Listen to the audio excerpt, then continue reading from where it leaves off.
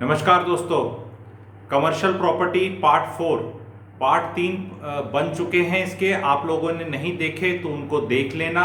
ये मेरी सीरीज का सेकंड लास्ट है। लास्ट वाला will be commercial versus residential. अब भी कुछ पॉइंट्स बच गए थे जो पहले 3 में कवर नहीं हुए थे, उनको मैं इसमें कवर करूंगा। उसमें पार्ट 3 में मैंने कैलकुलेशंस दे दी थी, टेम्पलेट दे दी थी, उसको ज़रूर देख लेना, तब ये और आगे समझ में आएगा। इसमें हम कवर करेंगे कि क्या भ्रांतियां फैला फैला के कमर्शियल बेचा जाता है, और दूसरा कमर्शियल क्या एक पॉन्जी स्कीम है, और तीसरा कमर्शियल अटकते क्यों हैं। और उसी में बताऊंगा कि एक और प्रोडक्ट जो मुझसे छूट गया था कमर्शियल के अंदर, वो वाला प्रोडक्ट भी मैं कवर करूंगा। तो पहले जी भ्रांति ये फैलती है कि कोई भी नया कमर्शियल आता है तो बहुत यूट्यूब पे भी, अदरवाइज भी, मार्केटिंग भी, सब लोग कहते हैं ग्राउंड फ्लोर ले लो, ग्राउंड फ्लोर ले लो, आगे वाली ले लो। तो वो जो एडवाइस देने वाला है वो बड़ा जेन्युइन भी लगता है और आपको लगता है कि हाँ ये वाली तो अच्छी करेगी।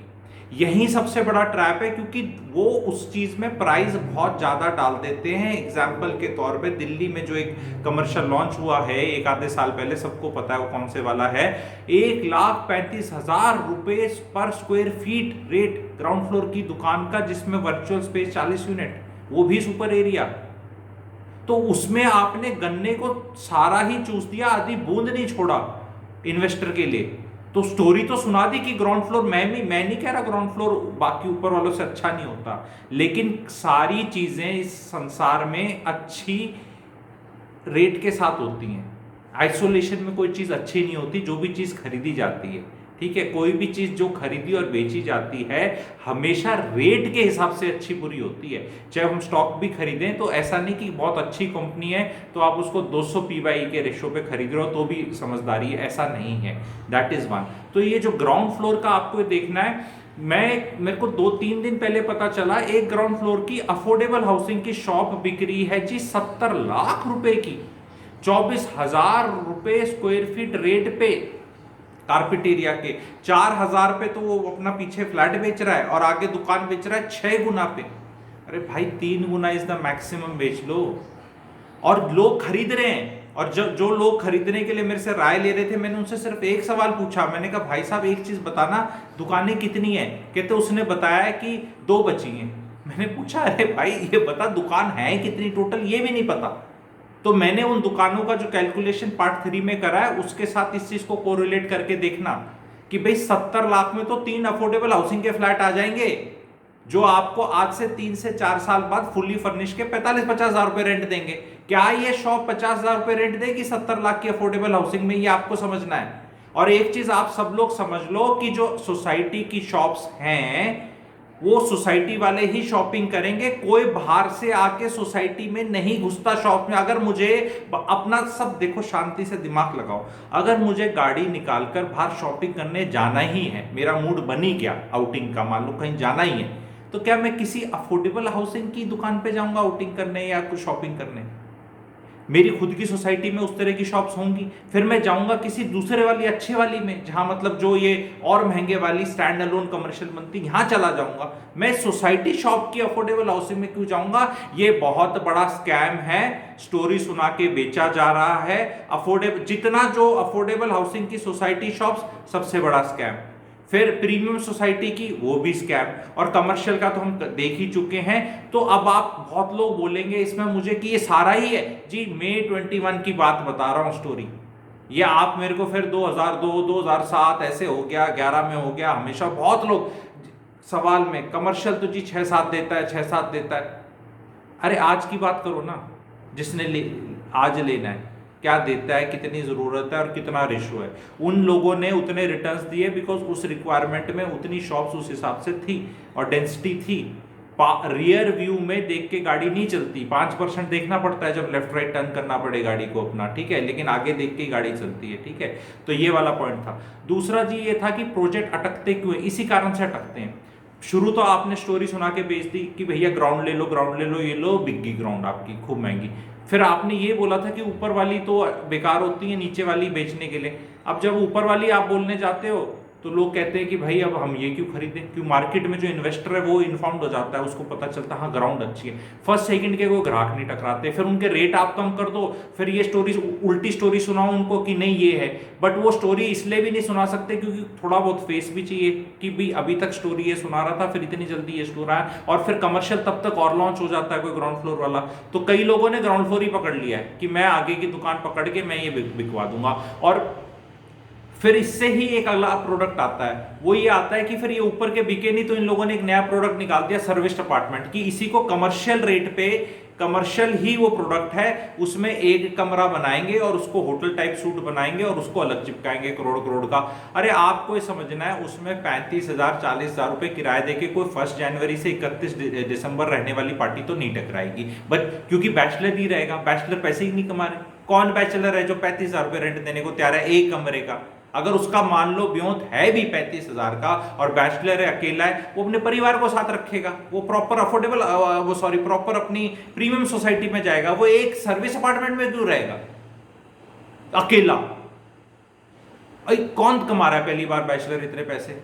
उसके बाद फिर ये बोलते हैं, अगर ये स्टोरी सुना दो इनको, फिर ये बोलेंगे नहीं नहीं जी ये रहेंगे नहीं, लोग आएंगे, बैंगलोर से आएगा, कोई मुंबई से आएगा, बिजनेस ट्रिप पे आएगा, तो वो यहाँ रहेगा 5 दिन 10 दिन यहाँ रहेगा, क्यों रहेगा भी वो वहाँ पे?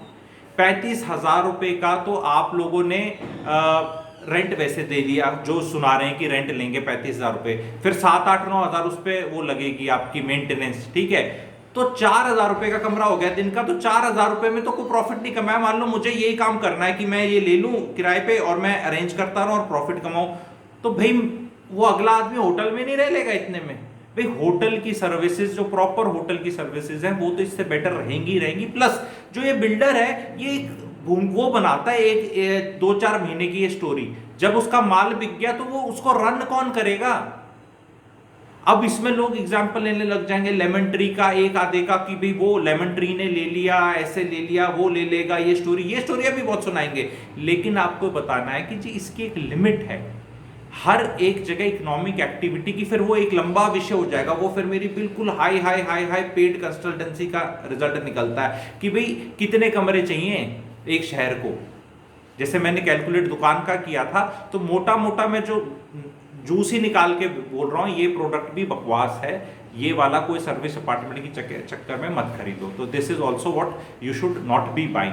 फिर आगे चलते हैं कि प्रोजेक्ट में बंद होने के और क्या कारण है, कि जब नए बुद्धू लोग, बुद्धू वर्ड यूज करो कि बुद्धू में प्यार होता है, ठीक है, नए बुद्धू लोग जब मिलने बंद हो जाते हैं मार्केट में और पुराने बुद्धुओं के पास ही माल रह जाता है, तो फिर प्रोजेक्ट अटक जाता है।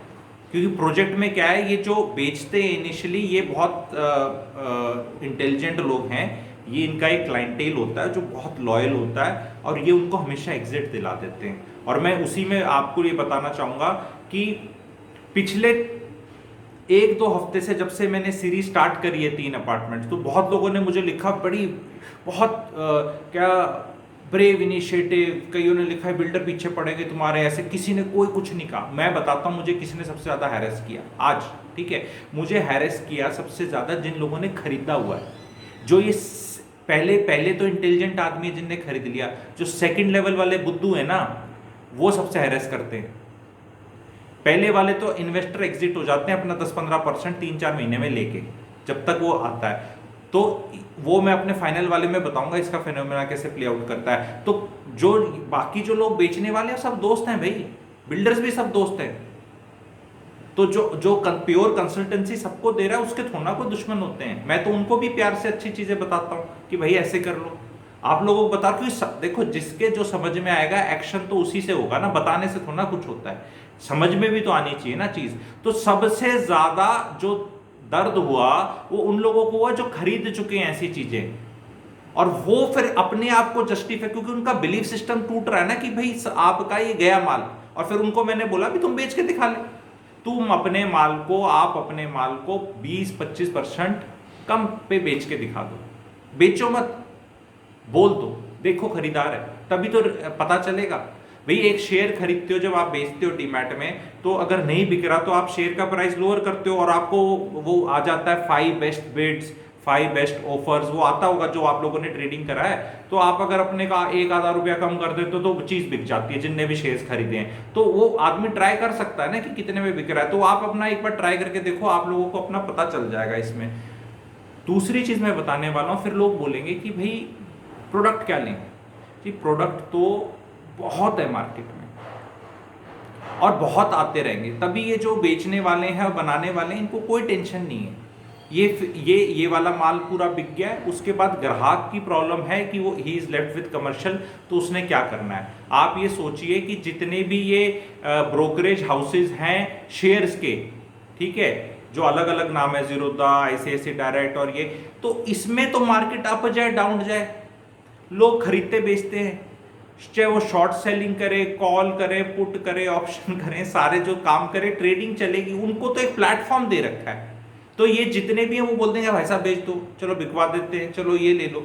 आपको प्रोडक्ट चूज करना है कि भी कौन सा। और बहुत लोग जो इनको इस चीज के लिए लेते हैं ना कि जी प्रॉपर्टी को लेके इसलिए सोचते हैं कि भी ले ली और मैं इसको ट्रेड कर लूंगा, ये बहुत रिस्की स्पेस है। इसमें कब पार्टी और म्यूजिक खत्म हो जाए आपको पता नहीं। हो सकता है पड़ोस में पार्टी चल रही थी, 8 बजे से चल रही थी, आप गए नहीं, 10:30 बजे आपका बड़ा मन हुआ कि यार चलते हैं, मैं भी इनवाइटेड था, बड़ा मजा आ रहा है, लगता है मैं मिस आउट हो जाएंगी। हो सकता है आप 10:30 बजे पहुंचो और वो 11:15 बजे बंद हो जाए पार्टी, ठीक है। और कई बार कई ऐसी पार्टियां भी होती है जहां कोई एंट्री फीस भी होती है जाने की, ठीक है। तो चाहे आप 8 बजे आते, चाहे 10:30 आते, फीस वो थी, लेकिन 8 बजे वाला तो अपना मजे करके 10 बजे निकल गया। आप 10:30 बजे पहुंचे और 11:15 बजे पुलिस वालों ने म्यूजिक बंद करा दिया। तो ऐसे इवेंट्स भी हो सकते हैं। सो मैं ये बेसिकली बोलना चाह रहा हूं कि कमर्शियल में रिस्क रिवॉर्ड रेशो एक average retail investor who does not have the full information, उसके लिए प्रोडक्ट है ही नहीं। बहुत लोग जींद, झज्जर, भादरगढ़, हिसार, वहां के जो क्लाइंट्स हैं, इस तरह के लोग हैं जो जिनको कुछ पैसा मिल गया है कहीं कुछ बिका के, अब उनको रहना है नहीं यहाँ पे, तो सोचते हैं कि कमर्शियल की स्टोरी। अब वो वाले हैं जो गुड़गांव का, मुझे गुड़गांव का रेजिडेंट कमर्शियल खरीदता बहुत कम दिख रहा है।